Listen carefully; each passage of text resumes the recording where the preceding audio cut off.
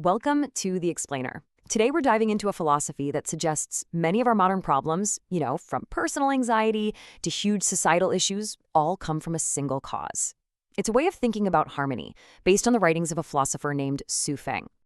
So let me ask you something.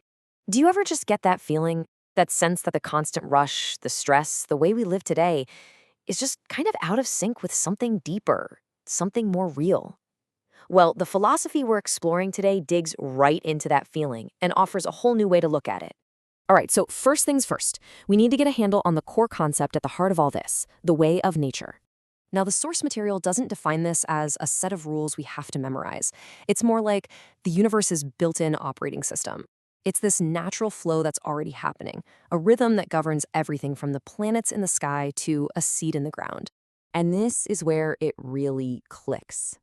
It's not some abstract philosophical idea. It's something you can literally see everywhere. You can't force a corn seed to grow in a week. You can't make an egg hatch in a day. It's just not how it works. Everything has its own timing, its own natural process. Okay, so if there's this natural flow to everything, that brings up a pretty big question. What happens when we humans, with all our big ideas and ambitions, try to fight it? What happens when we try to swim against the current? And here is where the philosophy makes a really bold claim. It's basically saying that all of it, our biggest societal problems and our deepest personal pain, comes from one single thing: going against the natural order. Let's look at a real-world example, like getting wealthy. The natural way is seen as this slow, steady process. You build it up bit by bit. The violation is chasing that get-rich-quick dream through things like gambling or shady deals. And according to this way of thinking, that unnatural path, it doesn't actually lead to happiness. It leads straight to anxiety and suffering. And get this philosophy isn't just about money or success. It goes all the way to how we think about our own mortality. Fearing death is actually seen as another violation of the way, because you're resisting a totally natural part of life. Embracing it, on the other hand, is seen as living in true harmony. So you start to see this clear pattern of cause and effect, right? The philosophy points to these super common behaviors: rushing to succeed, closing yourself off to new ideas, holding on to negativity, or just not listening to your body's rhythms, and says, hey, these are violations, and each one leads to a specific, predictable, and negative result. Okay, so if going against the flow is the problem, what's the solution? Well, you probably guessed it. The writings say we need to learn how to live in harmony with it. And this is a really key piece of the puzzle.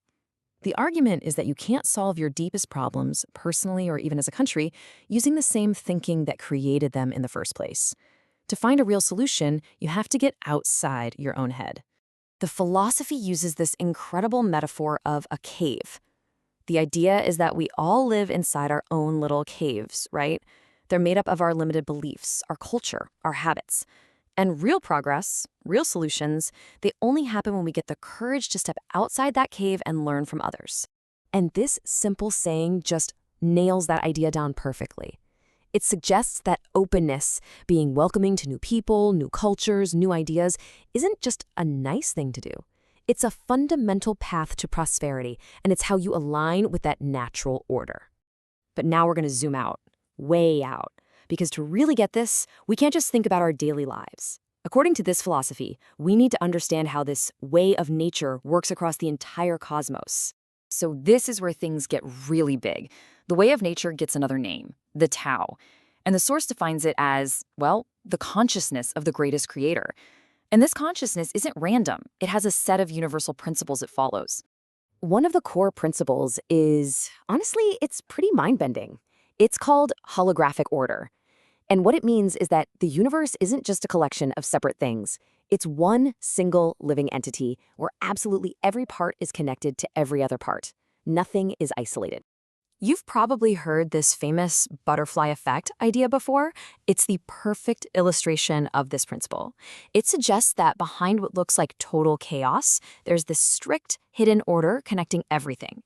A tiny action over here can have massive consequences way over there. Now, what's really crucial here is that this cosmic order isn't some cold, uncaring machine. Nope. It's described as having two key qualities. First, it's totally reliable. The laws of cause and effect are set in stone. But second, and this is a big one, It's alive. It's described as being conscious and spiritual, something that actually responds to our thoughts and our feelings. And all of this entire cosmic vision, it all comes full circle, right back to the power of the individual, right back to you. Because here's the final massive takeaway. This philosophy proposes that reality isn't just this solid, objective thing that happens to us. Instead, it argues that our own consciousness is the primary force that actually shapes the world we experience. This quote says it all. The state of your inner world, your thoughts, your beliefs, your focus, is what gets projected outward to become your external world. So if you want to change your reality, you have to start by changing your consciousness. And that leaves us with one heck of a question to think about. If the world you see is a reflection of what's inside you, if your consciousness is the paintbrush, what kind of reality are you going to paint?